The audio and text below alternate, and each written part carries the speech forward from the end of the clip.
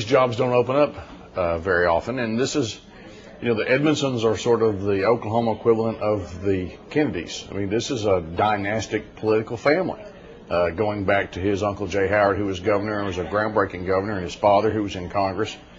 And so, at his particular age, this is probably, in terms of just sheer timing, he has to go at this point if he wants to become governor, because you could well have another two-term governor at that point. There's grandkids and other things to do in 8 years. So, as he said in his press conference, he's pretty much got everything done he wants to do in the Attorney General's office, and so this is a guy who's looking for a new challenge, and this would be a new challenge. Well, Drew Edmondson is really a throwback. I mean, you're going to see somebody who has been birthed and bred in that old style politics of the 50s and the 60s. I mean, this is a guy who's a rough and tumble person who learned from amongst the best politicians the state has ever known. I mean, the most successful, going back to the late, great Marty Hamm, the greatest political consultant the state of Oklahoma ever had. And so he will wage what I think will be a very populist campaign. It will harken back for Oklahomans. They'll start hearing that old Edmondson song, E-D-M-O-N-D, S-O-N spells Edmondson. Okay, that song is half a century old. And you're going to see that. You're going to hear those jingles, and you're going to see some old-time politic, and I think out of Drew Edmondson, because that's just what he's comfortable in.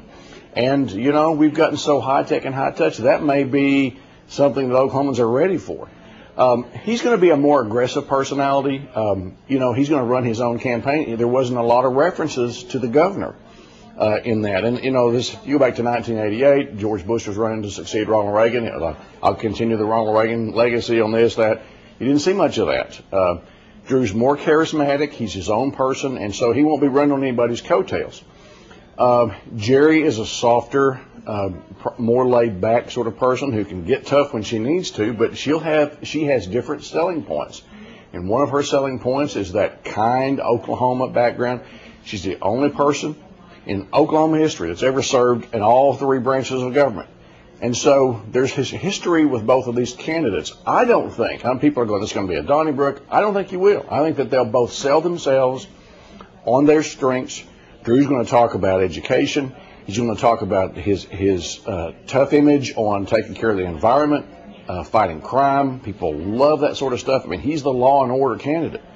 Jerry's going to be talking in a different vein, and we've talked about it in the past. Today's Drew's day, and Drew's going to say, I'm going to be the tough guy for Oklahoma, and we're going to keep moving this state forward. So Edmondson's going to bring to the table a fusion of, the things we need to do in Oklahoma moving forward, along with decades and decades of old-style politics in Oklahoma. I think it's going to be a fascinating primary.